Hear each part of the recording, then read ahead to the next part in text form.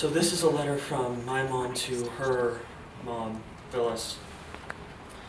Dear Mom, your favorite quote was, "I've learned that people will forget what you said, people forget what you did, but people will never forget how you made them feel." And how did you make me feel? You would emphatically state over and over, "You are an amazing daughter, you are such a beautiful mother. I couldn't ask for more." Every week for 14 years, every single week, the doorbell would ring and your excitement would overwhelm me as you walked through the front door. Your eyes so full of life, your clothes so cute, and your hair never out of place. Your tennis shoes on, ready for anything. The warm hug, the leap of the kids, the unrelenting love for us all, even our big dog who would cuddle next to you on the couch. And I would hand you a glass of red wine, any kind, you were never picky. And just having a talk, asking us about our day, made us feel like it was just the happiest moment of your life.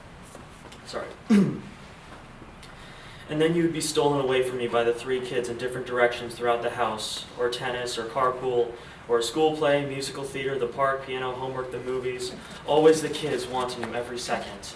And I would watch you walk away, tending to them, loving them, and wish my 5 minutes with you on the couch could go on, but so grateful to share.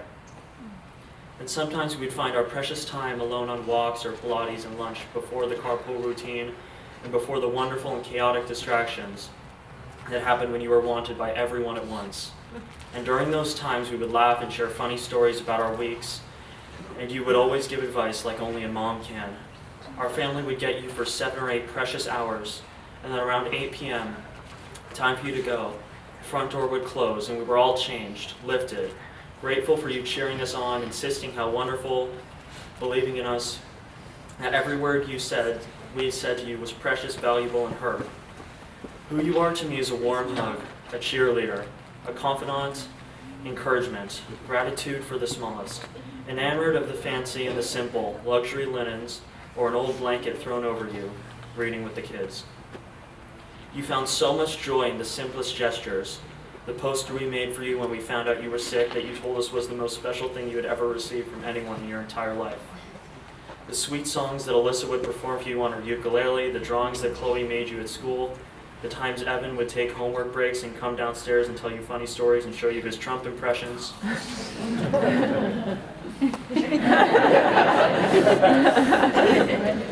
Evan, Alyssa, Chloe, Scott, and I know how much you truly and deeply love us. And your movie group friends, your talk line friends, your housekeeper, Pilates teachers, friends from everywhere, Margot and Jordana, your dream sister-in-law Nancy, and your brother Bob, who walked on water to you, who you consider to be the finest man that ever lived. You told me many times that you know how loved you are, how respected, valued, and special you are, that your 7 wonderful grandchildren and 2 daughters made your life beautiful and full. And then, 6 years ago, God brought you Herb, the love of your life, and all aligned in the universe, and you truly lived the life of your dreams up to the end, leaving on a high, leaving when all was perfect, leaving when nothing could have made you feel more important, needed, beautiful, or happy. You went out on top. I will miss you. I will remember your strength and spirit. I will be happier with the simple. I will smile every time I look at the front door, just wishing that you would come through.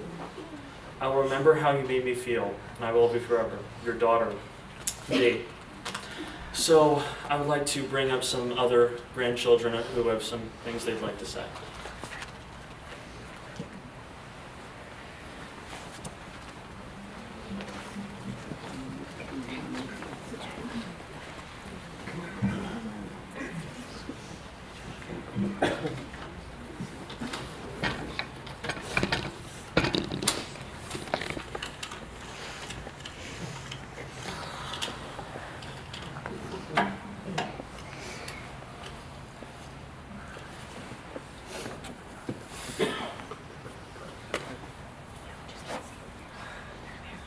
I'm Benjamin, Phyllis's grandson, and Stacy's son, and I'd want to say a few words to Nana's memory.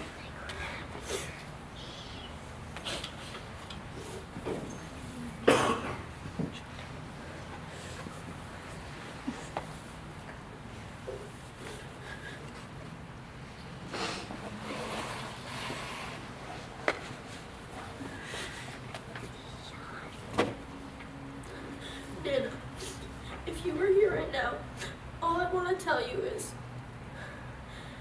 I used to enjoy going to your house because you just spoil us and give us anything we wanted. And I regret that so deeply.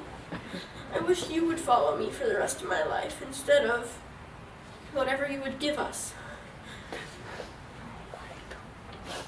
If you were here, I would give you a big hug and never let go. Sweetly, Nana, I love you.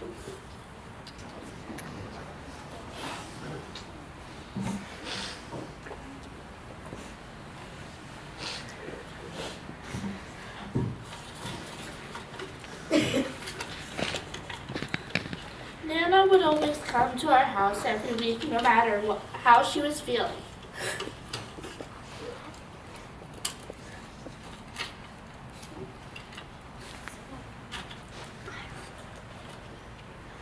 He would make sure that we were happy no matter what.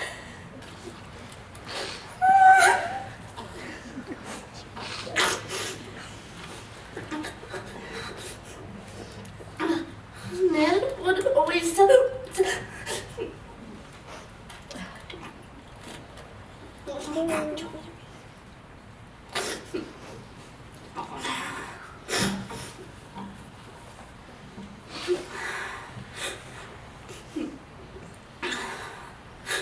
Nana would always tell me that I was very creative. I would never be lonely because I had such a big heart.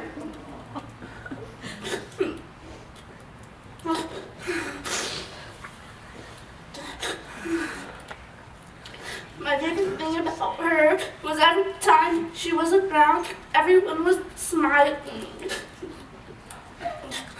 Nana, I love you to the moon and back.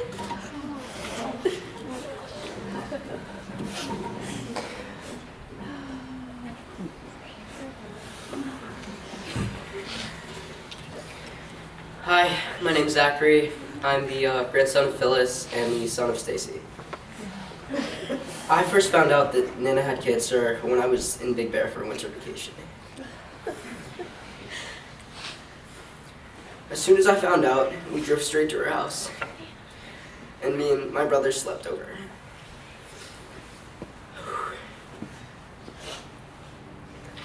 Later that night, I was watching a movie. She came up to me and said,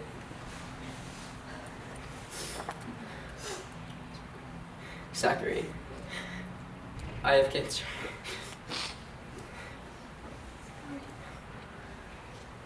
And I'm gonna warn you, it may kill me pretty quickly."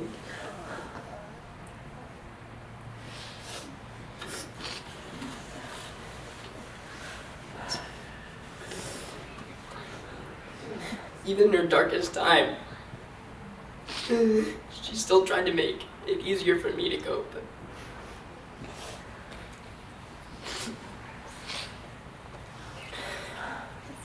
And that was who she was.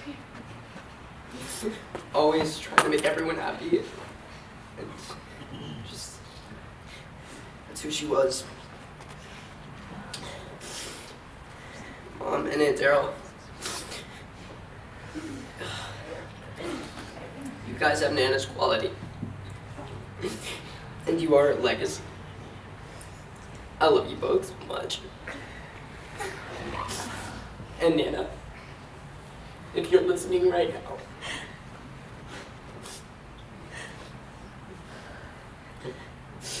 I love you to the moon and back. Millions and billions and gazillions and millions of times. I love you.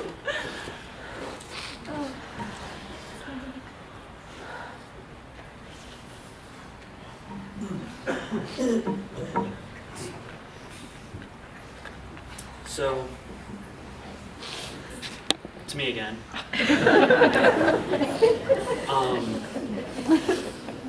If Nana was here now, I would just want to tell her that if not for her, I wouldn't be the person that I am today. If not for her constantly sitting down and talking with me and going through everything that was going on in my life. I mean, sometimes I told her more than my parents.